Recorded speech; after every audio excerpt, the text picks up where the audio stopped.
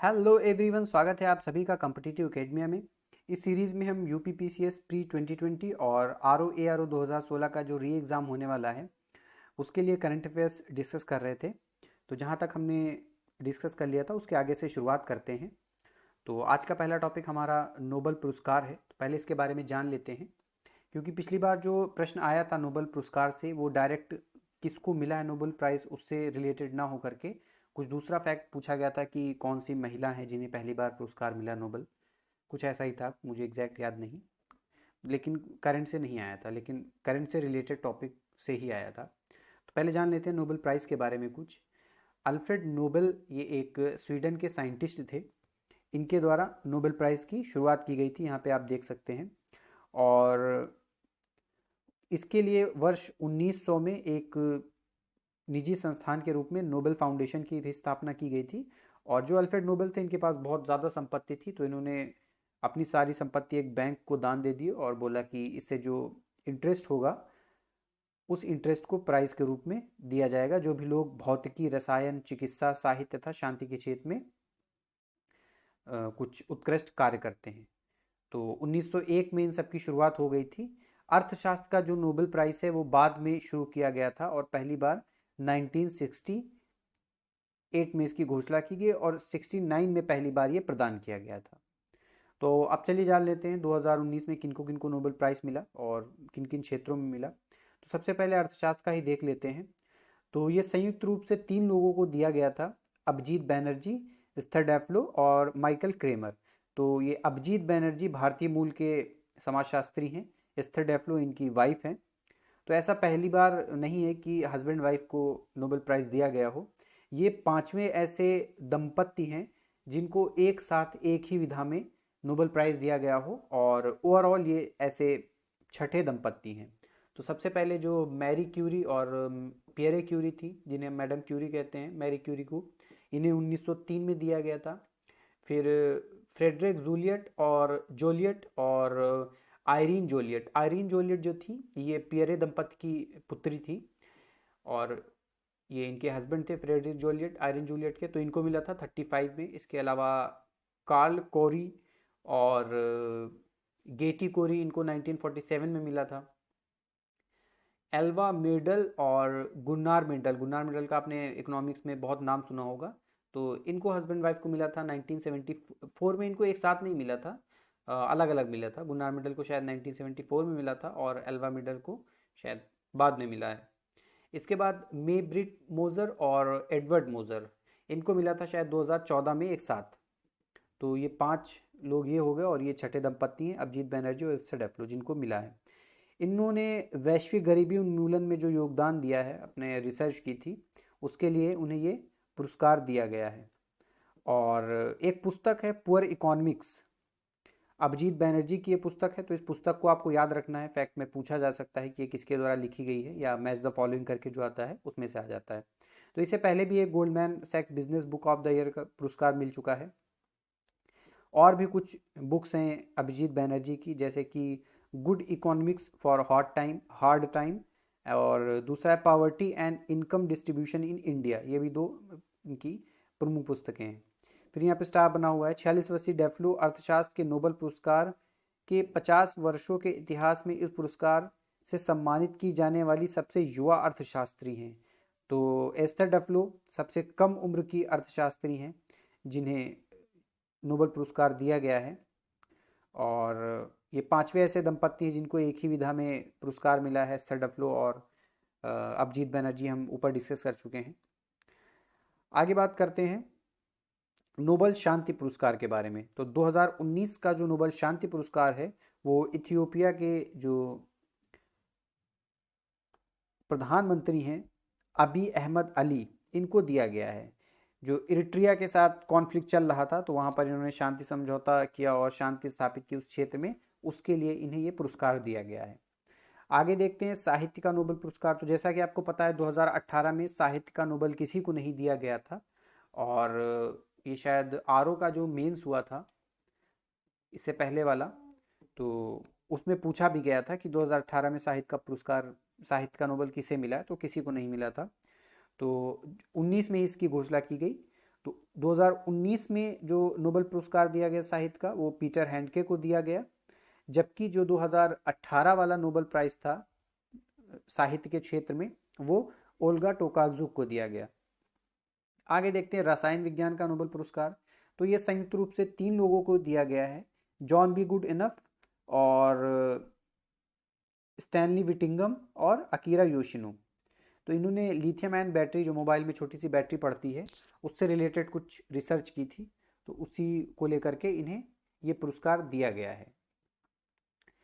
इसके अलावा इसमें एक सबसे इम्पॉर्टेंट फैक्ट ये है कि जो जॉन बी गुड इनफ हैं, ये नोबेल पुरस्कार से सम्मानित होने वाले किसी भी क्षेत्र में सबसे उम्रदराज व्यक्ति हैं, तो ये पॉइंट आप याद रखना। आगे देखते हैं भौतिक विज्ञान का नोबेल पुरस्कार। ये भी 3 लोगों को दिया गया है, जेम्स पीबल्स को, मिशेल मेयर को और डिडियर क्विलोज को। तो आगे देखते हैं चिकित्सा का। चिकित्सा के क्षेत्र में भी 3 लोगों को दिया गया है, William G Kaelin junior, sir Peter J Ratcliffe और ग्रेग एल सेमेंजा। तो इन 3 लोगों को दिया गया है। इतना इंपॉर्टेंट नोबेल प्राइज इसलिए नहीं है क्योंकि लगभग 1 साल हो चुके हैं, इसी टाइम पे अक्टूबर में पिछले साल दिया गया था ये, तो इसलिए इतना इंपॉर्टेंट नहीं है। मेनली जो करंट अफेयर्स आता है वो बहुत नज़दीक का आता है, लेकिन नोबेल प्राइज एक बहुत इंपॉर्टेंट टॉपिक है, तो रिवाइज करना इसको ज़रूरी है। आगे एमएसपी के बारे में कुछ दिया गया है। तो जैसा कि आपको पता है कि सभी के बारे में एमएसपी से रिलेटेड प्रश्न नहीं आते हैं, ज़्यादातर गेहूं और चावल के बारे में ही पूछा जाता है। तो यहाँ पर गेहूं का हम देख लेते हैं। 2019-20 के लिए जो गेहूं का एमएसपी तय किया गया है वो 1925 रुपये है प्रति क्विंटल, जबकि जो पिछले साल का था 18-19 के लिए वो 1840 रुपये प्रति क्विंटल था। तो 85 रुपये की इसमें बढ़ोतरी हुई है। इसके अलावा भी नीचे कुछ दिए गए, जैसे कि जौ के लिए 1525 रुपये है, चना के लिए 4875 रुपये है, मसूर के लिए 4800 रुपये है, सरसों के लिए ये 4425 रुपये है और कुसुम के लिए 5215 रुपये है। तो सबसे जो इम्पोर्टेंट ज़्यादा आने के चांसेस हैं वो गेहूं का ही है। आगे देखते हैं ये नवीनतम केंद्रीय मंत्रिपरिषद जो 2019 का चुनाव हुआ था, केंद्र का लोकसभा का चुनाव, उसमें जो मंत्रिपरिषद बनी थी उसके बारे में यहाँ पे कुछ जानकारी दी गई है, जो कि एग्ज़ाम के पॉइंट ऑफ से इम्पॉर्टेंट नहीं है। करंट में ही अगर कुछ ऐसा होता है तो पूछ लिया जाता है कुछ चीज़ें। मेनली ये स्पीकर को ऐसी चीज़ें पूछी जाती हैं जो कम फेमस हैं। कभी नहीं पूछा जाएगा कि प्रधानमंत्री किसे बनाया गया, गृह मंत्री किसे बनाया गया, तो चांसेस कम रहते हैं। तो गृह मंत्री जैसा कि आपको पता है अमित शाह को बनाया गया, राजनाथ सिंह रक्षा मंत्री और निर्मला सीतारमन वित्त मंत्री, विदेश मंत्री एस जयशंकर, पीयूष गोयल ये रेल मंत्री थे, रेल मंत्री हैं, और एचआरडी मिनिस्ट्री जिसे अब शिक्षा मंत्रालय कर दिया गया है, तो रमेश पोखरियाल निशंक हैं। बाकी बहुत सारे जो मिनिस्टर से नहीं पूछा जाएगा, इवन ये भी नहीं पूछा जाएगा जो मैंने बताया है, लेकिन आपको पता होना चाहिए कम से कम ये। आगे राज्यों के राज्यपाल, मुख्यमंत्री और राजधानियाँ दी गई हैं। तो इम्पॉर्टेंट नहीं है ये। अगर कुछ 1-2 महीने में, पिछले 2-3 महीने में कोई नियुक्ति हुई है, कोई राज्यपाल बनाया गया है, तो वो इम्पॉर्टेंट हो जाता है। बाकी सारे राज्यपाल ना आपको याद रखने, ना ये एग्ज़ाम में पूछे जाते हैं। कुछ इसमें हाई बोल्ड में दिया गया है, वो आप देख लीजिए। जैसे कि गोवा के सत्यपाल मलिक हैं राज्यपाल, और इधर देखेंगे आप मेघालय के तथागत राय हैं, मिजोरम के पीएम श्रीधरन पिल्लई हैं, और नीचे पश्चिम बंगाल के नहीं उत्तराखंड के बेबी रानी मौर्य। ये किसी वजह से भी चर्चा में थे, बेबी रानी मौर्य चर्चा में थी। मेल है फीमेल है, आप बताइएगा। आगे देखते हैं केंद्र शासित प्रदेशों के उपराज्यपाल, प्रशासक, मुख्यमंत्री तथा राजधानी। तो ये भी इम्पॉर्टेंट नहीं है, इसमें सिर्फ 2 पॉइंट इंपॉर्टेंट हैं, एक जम्मू कश्मीर और दूसरा लद्दाख, क्योंकि ये हाल ही में यूटी बने हैं और अभी तक इनसे इंडिविजुअली जब से ये यूटी बने हैं इनसे रिलेटेड कुछ प्रश्न नहीं आया है, तो ये बहुत इंपॉर्टेंट है। तो जम्मू कश्मीर का उपराज्यपाल मनोज सिन्हा को बनाया गया है, जबकि लद्दाख का राधा कृष्ण माथुर को बनाया गया है। आगे देखते हैं ये प्रमुख पदाधिकारी। तो सारे पदाधिकारी इंपॉर्टेंट नहीं है, कुछ करंट में जिनकी नियुक्ति होती है सिर्फ उन्हें ही आपको याद रखना है। मैंने कुछ इसमें पॉइंट हाईलाइट कर दिए हैं। तो आपसे नहीं पूछा जाएगा राष्ट्रपति कौन है, उपराष्ट्रपति कौन है, या चीफ जस्टिस कौन है। तो कुछ एक मैंने पॉइंट कर दिए किसी वजह से न्यूज़ में थे, जैसे कि जो हमारे चीफ जस्टिस ऑफ इंडिया हैं न्यायमूर्ति शरद अरविंद बोबडे हैं, और लोकपाल न्यायमूर्ति पिनाकी चंद्र घोष हैं। ये इसलिए इंपॉर्टेंट है, इनके सबके कार्यकाल में वृद्धि की गई, जैसे के वेणुगोपाल अटॉर्नी जनरल है, कार्यकाल में वृद्धि की गई, दोबारा न्यूज़ में आया, अन्यथा ये इंपॉर्टेंट नहीं होता। हाँ, ये ज़रूर इंपॉर्टेंट है। चीफ ऑफ डिफेंस स्टाफ, ये बहुत इंपॉर्टेंट है, हाल ही में इस पद की घोषणा की गई है। और चीफ ऑफ डिफेंस स्टाफ जो पहले व्यक्ति बने हैं वो जनरल बिपिन रावत बने हैं, ये बहुत इंपॉर्टेंट है। आरओ या पीसीएस दोनों में से किसी न किसी एग्जाम में ज़रूर इसमें से प्रश्न आना ही चाहिए। फिर अन्य चुनाव आयुक्त, ये इसलिए इम्पोर्टेंट हो जाता है क्योंकि अशोक लवासा थे, इन्हें एडीबी में कुछ अपॉइंटमेंट इनका किया गया, तो राजीव कुमार को चुनाव आयुक्त बनाया गया और दूसरे सुशील चंद्रा हैं, और जो मुख्य चुनाव आयुक्त हैं वो सुनील अरोड़ा हैं। तो इनडायरेक्टली भी इसमें से पॉलिटी से भी प्रश्न आ सकता है कि कौन से आर्टिकल में दिया गया है, तो 324 में दिया गया है निर्वाचन आयुक्त और चुनाव आयुक्त के संबंध में। तो ये चीज़ें आप देख लेना। कैग गिरीश चंद मुर्मू, ये भी आपको याद रखना है, हाल ही में राजीव महर्षि के स्थान पर इन्हें नियुक्त किया गया है, इंपॉर्टेंट है ये। बाकी ये 3 जो सेना अध्यक्ष हैं ये भी एक बार आप देख लीजिए। जनरल मनोज मुकुंद नरवणे, इनकी अभी नियुक्ति की गई है, इसलिए इंपॉर्टेंट है ज़्यादा, तो थल सेना के अध्यक्ष हैं। आगे ये कुछ मंत्रालयों के सचिव और सलाहकार दिए गए हैं, इंपॉर्टेंट नहीं है, नहीं पूछा जाता है। फिर नीचे प्रयुक्त आयोगों के अध्यक्ष की बात की गई है, तो राष्ट्रीय मानवाधिकार आयोग न्यायमूर्ति HL दत्तू इस टाइम पर हैं। नीति आयोग आपको पता ही है, प्रधानमंत्री नरेंद्र मोदी। अनुसूचित जाति आयोग रामशंकर कठोरिया। आगे देखते हैं, राष्ट्रीय पिछड़ा वर्ग आयोग भगवान लाल साहनी, इंपॉर्टेंट है, अभी बहुत जल्दी इस आयोग की स्थापना हुई है, इसलिए ये इंपॉर्टेंट है।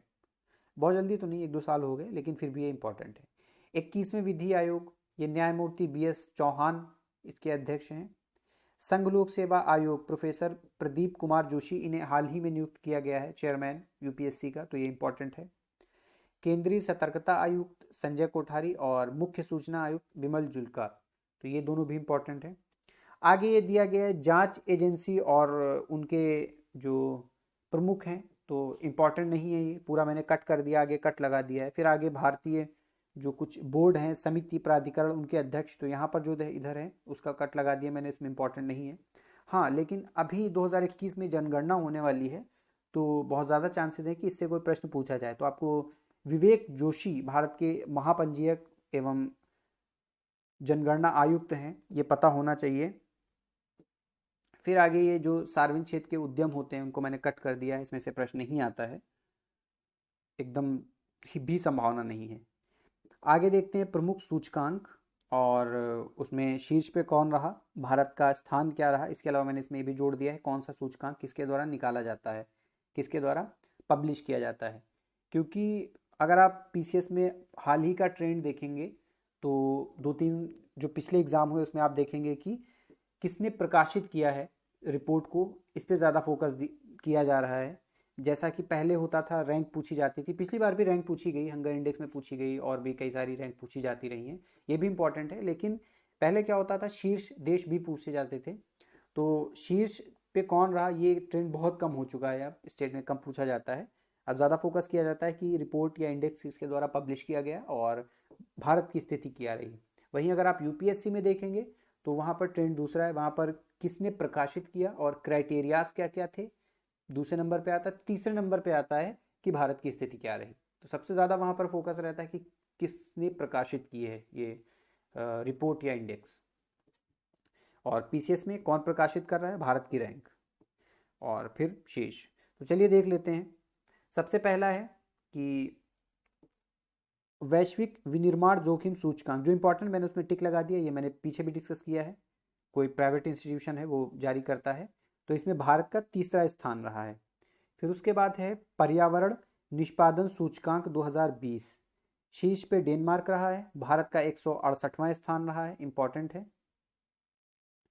और ये येल और कोलंबिया यूनिवर्सिटी के द्वारा संयुक्त रूप से प्रकाशित किया जाता है। आगे है सतत विकास लक्ष्य सूचकांक, इसमें स्वीडन टॉप पे रहा है, भारत की रैंक 117 रही है, और ये आपका सस्टेनेबल डेवलपमेंट सॉल्यूशन नेटवर्क जो SDSN है उसके द्वारा प्रकाशित किया जाता है। आगे है वैश्विक रियल एस्टेट पारदर्शिता सूचकांक, ये पीछे हमने डिस्कस किया है, इसमें 34वां स्थान है भारत का। फिर है भ्रष्टाचार बोध सूचकांक, ये ट्रांसपेरेंसी इंटरनेशनल के द्वारा प्रकाशित किया जाता है, पब्लिश की जाती है ये रिपोर्ट, और ये बहुत इंपॉर्टेंट है। भारत का 80वां स्थान है, 80th रैंक है। फिर आगे है लोकतंत्र सूचकांक, ये इकोनॉमिस्ट इंटेलिजेंस यूनिट इसके द्वारा प्रकाशित किया जाता है, इंपॉर्टेंट, भारत की 51 रैंक है। आगे है जलवायु परिवर्तन प्रदर्शन सूचकांक, इसमें भारत का स्थान 9वां है, और ये एक फाउंडेशन है जर्मन वॉच उसके द्वारा, और साथ में मिलकर के क्लाइमेट एक्शन नेटवर्क के द्वारा। अगला है वैश्विक लैंगिक अंतराल सूचकांक, ग्लोबल जेंडर गैप इंडेक्स, ये आइसलैंड इसमें प्रथम है, 112 भारत का स्थान है, वर्ल्ड इकोनॉमिक फोरम के द्वारा ये पब्लिश किया जाता है। Ease of doing business index, इसमें भारत की 63 रैंक है, वर्ल्ड बैंक के द्वारा ये प्रकाशित किया जाता है। फिर आता है मानव विकास सूचकांक, ये आपका यूएनडीपी के द्वारा और जॉर्ज टाउन यूनिवर्सिटी के साथ मिलकर के प्रकाशित किया जाता है, इंपॉर्टेंट है ये भी। इसमें भारत का 129th रैंक है। आगे है लेगाटम समृद्धि सूचकांक, लेगाटम ऑर्गेनाइजेशन के द्वारा ही ये प्रकाशित किया जाता है, 101वां, ये भी इंपॉर्टेंट है, यूपीएससी में कई बार पूछा गया है इसलिए। महिला शांति और सुरक्षा सूचकांक 2019, ये किसके द्वारा प्रकाशित किया जाता है, मुझे याद नहीं आ रहा है, ये 133वां स्थान है इसमें। आगे देखते हैं वैश्विक आतंकवाद सूचकांक, तो इसको क्या बोलेंगे, ग्लोबल टेररिज्म इंडेक्स, हाँ ये बोलेंगे शायद। तो इसमें भारत का 7वां स्थान है, अफगानिस्तान इसमें पहले पे है। तो ये institute of economic and peace research peace के द्वारा ये प्रकाशित किया जाता है। फिर आगे है वर्ल्ड गिविंग इंडेक्स, इस बार ये चर्चा में था, किस वजह से था मुझे नहीं पता, लेकिन ये इंपॉर्टेंट हो सकता है। भारत का इसमें 82वां स्थान है, यूएसए इसमें प्रथम है, और ये वर्ल्ड गिविंग इंडेक्स ये प्रकाशित किया जाता है द चैरिटी एड फाउंडेशन के द्वारा। आगे है वैश्विक प्रतिस्पर्धा सूचकांक, global competitiveness index, world economic forum के द्वारा प्रकाशित किया जाता है, 68वीं रैंक है भारत की। आगे है आईएमडी नहीं वैश्विक ऊर्जा संक्रमण सूचकांक, वर्ल्ड इकोनॉमिक फोरम के द्वारा यह प्रकाशित किया जाता है, 74वां स्थान है। वैश्विक शांति सूचकांक, ये institute of economic and peace के द्वारा प्रकाशित किया जाता है, इसमें भारत का 141वां स्थान है। फिर एशिया पावर इंडेक्स, भारत का 4था स्थान है, ये एक ऑस्ट्रेलियन बेस्ड थिंक टैंक है, लोवी इंस्टीट्यूट उसके द्वारा प्रकाशित किया जाता है, LOWY लोवी इंस्टीट्यूट उसके द्वारा ये प्रकाशित किया जाता है। फिर आता है आपका विश्व प्रेस स्वतंत्रता सूचकांक, ये रिपोर्टर्स विदाउट बॉर्डर ये एक ऑर्गेनाइजेशन है उसके द्वारा प्रकाशित किया जाता है, 142 इसमें रैंक है, ये देख सकते हैं आप। उसके बाद है ग्लोबल हैप्पीनेस इंडेक्स, ये SDSN के द्वारा प्रकाशित किया जाता है, सस्टेनेबल डेवलपमेंट सॉल्यूशन नेटवर्क के द्वारा, यानी इसमें 144 रैंक है भारत की। फिर आता है आर्थिक स्वतंत्रता सूचकांक, ये हेरिटेज फाउंडेशन के द्वारा प्रकाशित किया जाता है, 129वां स्थान भारत का। फिर आता है अंतर्राष्ट्रीय बौद्धिक संपदा सूचकांक, ये यूएस चैम्बर्स ऑफ कॉमर्स के द्वारा प्रकाशित किया जाता है, 36वां स्थान है भारत का। ये फिर आपका आता है वैश्विक यात्रा एवं पर्यटन प्रतिस्पर्धा सूचकांक, global travel and tourism competitiveness index, ये वर्ल्ड इकोनॉमिक फोरम के द्वारा प्रकाशित किया जाता है, इंपॉर्टेंट है, 34वीं रैंक है भारत की। फिर ग्लोबल इनोवेशन इंडेक्स, इसमें 48 रैंक है, इसमें आप सही कर लीजिएगा, जो 2019 वाला था उसमें 52वीं रैंक थी, 52nd, और अभी जो 2020 में प्रकाशित हुआ है उसमें 48 रैंक है। और बहुत इंपॉर्टेंट है ये, क्योंकि पहली बार ऐसा हुआ है कि इनोवेशन में भारत टॉप 50 में आया है। आप देखोगे पिछले 4-5 सालों में लगातार भारत ने लंबी उछाल दिखाई, हर साल 5, 10, 7 ऐसे स्थान वृद्धि करते हुए ये 48 पे आकर के रुका है, 50 में पहली बार, अंडर 50 में पहली बार है, तो ये काफ़ी इंपॉर्टेंट है। वैश्विक नवाचार सूचकांक याद रखना है। वैश्विक प्रतिस्पर्धा सूचकांक, ये वर्ल्ड इकोनॉमिक फोरम का है, और स्विट्ज़रलैंड टॉप में 72 भारत की रैंक है।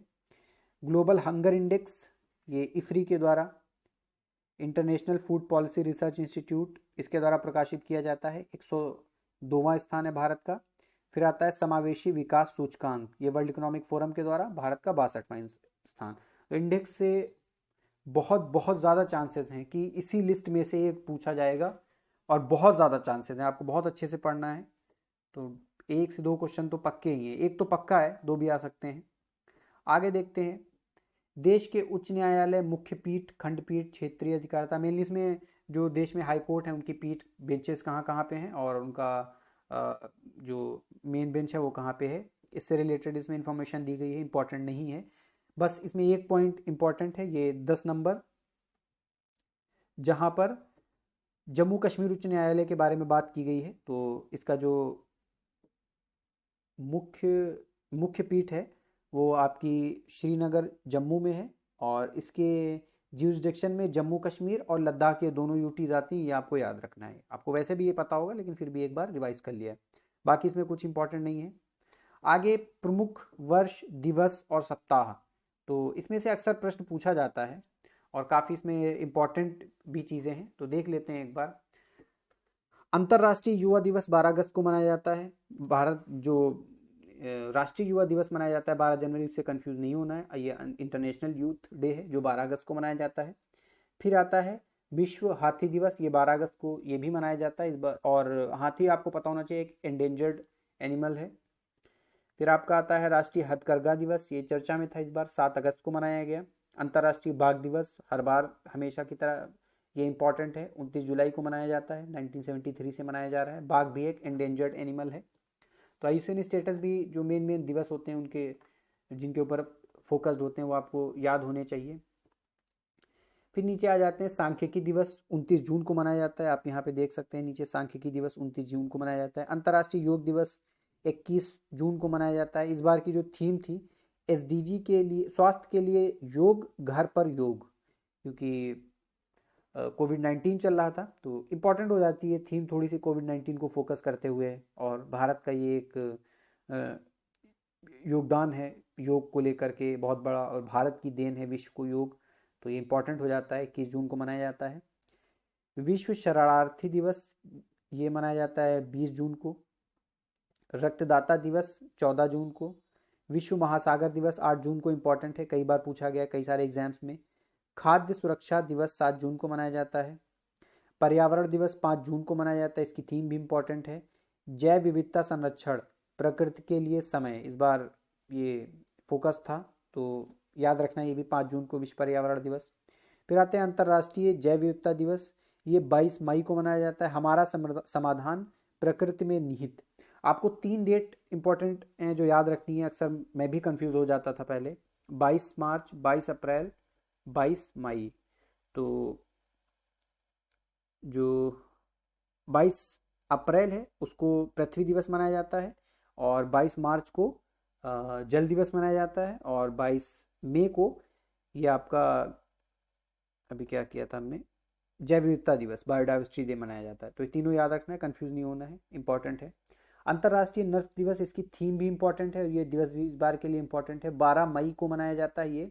Nursing the world to health, birds नहीं, यही है, nursing the world to health, अंतर्राष्ट्रीय नर्स दिवस 12 मई। आगे है विश्व हाथ स्वच्छता दिवस, जैसा कि हाथ धोने को लेकर के बहुत सारे अभियान चलाए जा रहे हैं इस टाइम पर कोविड-19 को देखते हुए, तो ये इंपॉर्टेंट हो जाता है। 5 मई 2020 को मनाया जाता है ये। विश्व प्रेस स्वतंत्रता दिवस हमेशा के लिए इंपॉर्टेंट है, हर बार आपको याद रखना है, 3 मई को मनाया जाता है। विश्व कार्यस्थल स्वास्थ्य एवं सुरक्षा दिवस, ये 28 अप्रैल को मनाया जाता है। विश्व बौद्धिक संपदा दिवस, ये 26 अप्रैल को मनाया जाता है। विश्व पृथ्वी दिवस 22 अप्रैल को मनाया जाता है, इस बार का था जलवायु कार्रवाई। आगे है विश्व विरासत दिवस 18 अप्रैल को मनाया जाता है। विश्व स्वास्थ्य दिवस 7 अप्रैल को मनाया जाता है, डब्ल्यूएचओ की जब स्थापना हुई थी। डब्ल्यूएचओ का जो मुख्यालय है वो आपका जिनेवा में है, 48 में शायद स्थापना हुई थी। और इसकी जो थीम है वो भी इम्पॉर्टेंट है, क्योंकि इस बार की इसकी थीम नर्सों एवं जो दाई होती हैं, उनको समर्पित है। तो नर्सों एवं दाइयों का समर्थन करें, ये इसकी थीम थी, ये इंपॉर्टेंट है। आगे है विश्व क्षय रोग दिवस, ये आपका 24 अप्रैल को मनाया जाता है। थीम थी इस बार इट्स टाइम। आगे है अंतर्राष्ट्रीय वन दिवस, ये आपका 21 मार्च को मनाया जाता है। विश्व उपभोक्ता दिवस 15 मार्च को, और अंतर्राष्ट्रीय महिला दिवस 8 मार्च को। ये इंपॉर्टेंट है, अंतर्राष्ट्रीय महिला दिवस, इसकी थीम भी पता होनी चाहिए। I am generation equality realising women's right. आगे देखते हैं। हाँ, अभी भी कुछ ये दिवस ही दिए गए हैं, जिसमें राष्ट्रीय विज्ञान दिवस 28 फरवरी को मनाया जाता है। इंपॉर्टेंट है। विज्ञान में महिलाएं, जब कभी भी महिलाओं के बारे में बात की गई हो किसी भी थीम में, या पर्यावरण को लेकर के बात की गई हो, तो वो इम्पॉर्टेंट हो जाता है, मुझे ऐसा लगता है। मैंने नोटिस किया है, जितना मैंने ऑब्जर्व किया है प्रीवियस ईयर के पेपर्स को। तो आप एक बार इनको ध्यान से देख लिया करिएगा थीम। आगे देखते हैं। विश्व कैंसर दिवस 4 फरवरी को मनाया जाता है। इसकी थीम थी इस बार I am and I will. फिर विश्व आर्द्र भूमि दिवस 2 फरवरी को मनाया जाता है, रामसर जो कन्वेंशन हुआ था उसके लिए। इस बार है वेटलैंड एंड बायोडाइवर्सिटी, थीम इसकी थी। राष्ट्रीय मतदाता दिवस 25 जनवरी को मनाया जाता है। मजबूत लोकतंत्र के लिए चुनावी साक्षरता, इसकी थीम थी इस बार। फिर आगे आ जाता है राष्ट्रीय युवा दिवस। पहले हमने जो डिस्कस किया वो अंतर्राष्ट्रीय युवा दिवस था, जो 12 अगस्त को मनाया जाता है। और ये है राष्ट्रीय युवा दिवस, जो स्वामी विवेकानंद की जयंती पे मनाया जाता है 12 जनवरी को। विश्व हिंदी दिवस, ये 10 जनवरी को मनाया जाता है, जबकि जो भारत में राष्ट्रीय हिंदी दिवस है वो 14 सितंबर को मनाया जाता है। आगे है मानव अधिकार दिवस, ये 10 दिसंबर को मनाया जाता है। बहुत इंपॉर्टेंट है, कई बार पूछा गया, घुमा घुमा के किसी न किसी एग्जाम में पूछ ही लेते हैं। मानव अधिकारों के लिए युवा खड़े हों, थीम है इसकी। 10 दिसंबर को मनाया जाता है मानव अधिकार दिवस। मृदा दिवस 5 दिसंबर को मनाया जाता है। और अंतर्राष्ट्रीय दिव्यांग जन दिवस, ये भी इंपॉर्टेंट है, 3 दिसंबर को मनाया जाता है। पीछे पूछा भी जा चुका है, ये चांसेस कम है, लेकिन फिर भी आप याद कर लीजिए, हो सकता है आरओ में आ जाए, पीसीएस में सिर्फ आया है ये। विश्व एड्स दिवस बहुत बार पूछा गया है, 1 दिसंबर, और घुमा घुमा के हर 4-5 साल में पूछ ही लेते हैं ये। विश्व खाद्य दिवस, ये 16 अक्टूबर को मनाया जाता है, FAO के द्वारा इसकी स्थापना जब हुई थी, और रोम में इसका मुख्यालय है। आगे है विश्व शिक्षक दिवस, 5 अक्टूबर को मनाया जाता है। ध्यान रखना है, जो विश्व शिक्षक दिवस है वो 5 अक्टूबर को मनाया जाता है, जबकि जो राष्ट्रीय शिक्षक दिवस है वो 5 सितंबर को डॉक्टर सर्वपल्ली राधाकृष्णन को याद करने के लिए मनाया जाता है, उनकी जयंती होती है। विश्व ओजोन दिवस 16 सितंबर को मनाया जाता है। 32 इयर्स एंड हीलिंग, ये आप ये थीम भी याद रखना, कभी भी कुछ हट के आए तो ज़रूर उसको याद रखना है। 32 इयर्स एंड हीलिंग, मेरे हिसाब से ये जो 87 में कन्वेंशन हुआ था इसको लेकर के, उसके नहीं, उसके भी 32 साल तो नहीं हो रहे हैं, या आप जोड़ लीजिए अगर कुछ ऐसा हो रहा है। 32, 13 और 20, हाँ 32, हाँ ये वही है। 2019 में 32 ईयर्स हुए थे। 87 में जो कन्वेंशन हुआ था ओजोन के लिए, मॉन्ट्रियल प्रोटोकॉल शायद, तो इसीलिए तो 2019 का ये है, एक बार याद कर लेना। लेकिन इम्पॉर्टेंट नहीं है, क्योंकि लगभग 1 साल हो रहा है इसको मनाए हुए। हाँ, जो अभी इस बार 16 सितंबर को होगा वो एक बार हम लोग फिर से देख लेंगे, वो पीसीएस के लिए इंपॉर्टेंट होगा, आरओ के लिए नहीं होगा। तो कंप्लीट हो गया ये, आगे देखते हैं।